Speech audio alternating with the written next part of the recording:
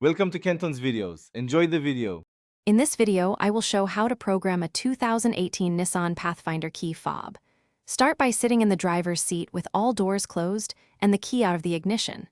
Keep both existing fobs nearby and check that the car battery is charged.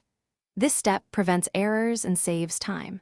I will walk you calmly through entering programming mode, syncing each fob, and testing locks so you get it right.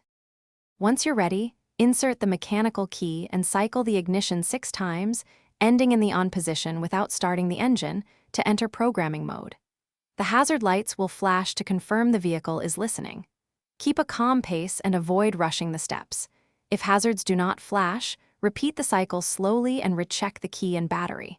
I will guide you through each press and wait so it pairs smoothly.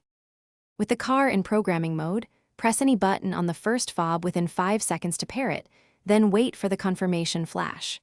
Repeat this process for each additional fob you want to program, allowing a short pause between presses. When all fobs are paired, turn the ignition off to exit programming mode and test lock, unlock, and panic functions. This step-by-step approach ensures every fob syncs correctly. Thanks for watching. Consider subscribing if we helped you.